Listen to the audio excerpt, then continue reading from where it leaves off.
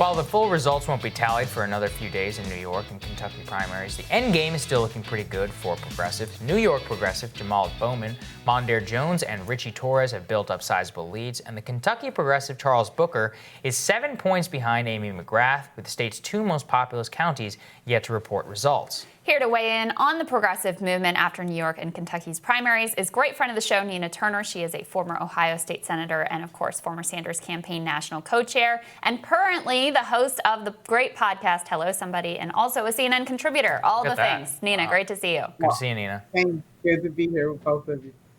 So, Nina, what do you make of all these progressive victories? What do you think it says about where the public is right now?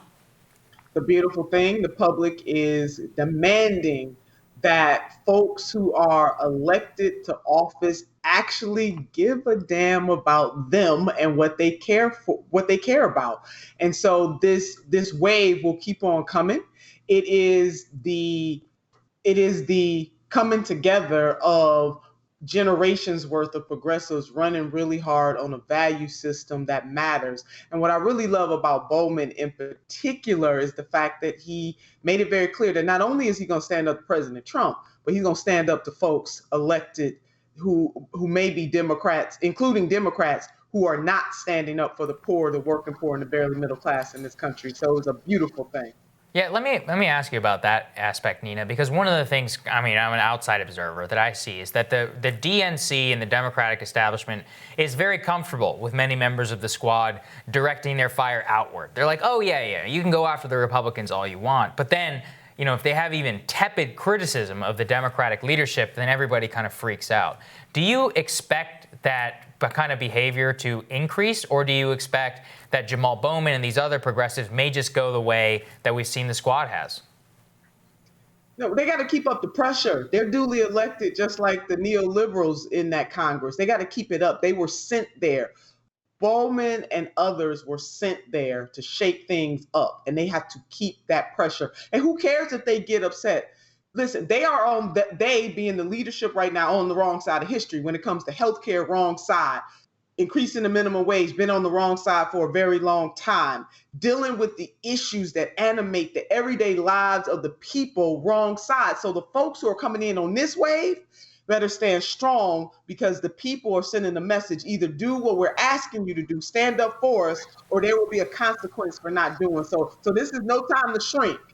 Yeah, well, and let's talk about that consequence, because that was one of the things I argued in my radar this morning. Is part of what happened with the Tea Party is not only did you get some further right members into Congress, but also the threat of primaries of incumbents pushed those incumbents to actually represent that wing of the party. I think you could have, in my view, a much more productive direction. But on the Democratic side, if you're looking at, you're looking at Joe Crowley losing to AOC, you're looking at Eliot Engel losing to Jamal Bowman. You're looking at Carolyn Maloney even kind of hanging on for dear life in a very close election there in New York as well. You start to realize that there is a threat outside of the Republicans. You've got a threat from the left of your own party that you have to be responsive to.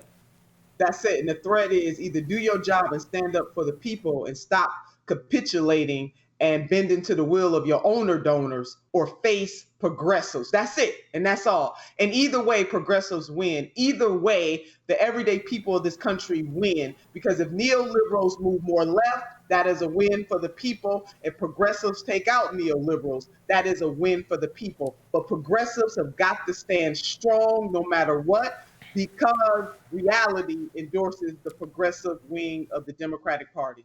Nina, I also wanted to ask you, I actually asked Ryan Gruen about this question. I was like, does this mean progressives are ascendant or not? Ryan said, honestly, no, because what he said is that it took everything that the entire progressive movement had, every endorsement, all of that, just to make sure that somebody like Jamal Bowman could win, and that even in some Justice Democrats cases in the last time, in the earlier primaries, that it didn't work out. So how is it that you build a movement where you don't need Bernie Sanders and Katie Porter and Elizabeth Warren and all these other people to jump in to make sure you win a primary, and somebody can just win it on their own merits?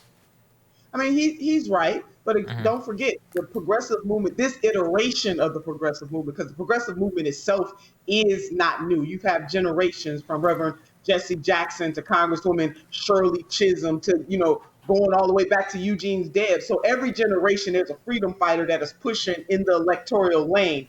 We are young. So, yes, we are going to continue to have to give it all that we got to be able to win these races. And that is not a bad thing because it gets more people energized and it gets them in the process.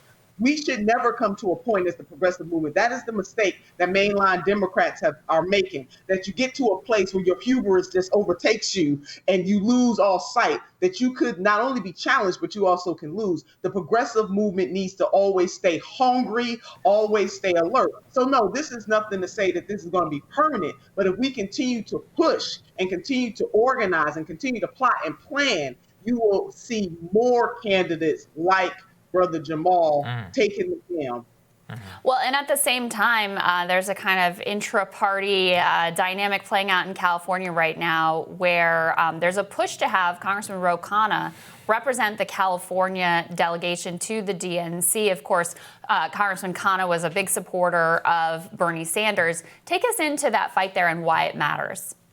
Yeah, he was one of the national co-chairs along with myself, Crystal Ball, and it matters because Senator Bernie Sanders won the great state of California overwhelmingly. It matters because Congressman Ro Khanna can be a bridge. It matters because the voters in that great state, they support progressives. They support Medicare for all. They support college for all. They support, shrinking the military budget. All of those things that Congressman Ro Khanna has been a champion for, not just has been, is right now to this day. And it would go a long way for the Democratic Party, not just in the great state of California, but also nationally, to really show that unity is something that they want, not just something that they say, and not just something that comes into play when they want progressives to obey them. Congressman Ro Khanna is a particular type of bridge that can send a strong message and really pull disaffected progressives to kind of look at the Democratic Party in a different way. There is nobody better who can lead the California delegation, and he won't only just be representing them, he will be, by extension, representing the progressive movement nationally. And so you have organizations like Our Revolution, Roots Actions, PDA, and the Progressive Caucus of the California Democratic Party, all pushing for Congressman Ro Khanna to be the next chair of that delegation. All right. Well, there we go. Thank you, Nina. Appreciate it. Great to see you as always, Nina. Thank you so much. Next on Rising, the Supreme Court has dealt some devastating blows to conservatives recently. And is that going to continue? From the Conservative Partnership Institute friend of the show, Rachel Bovar, she's going to weigh in when Rising continues.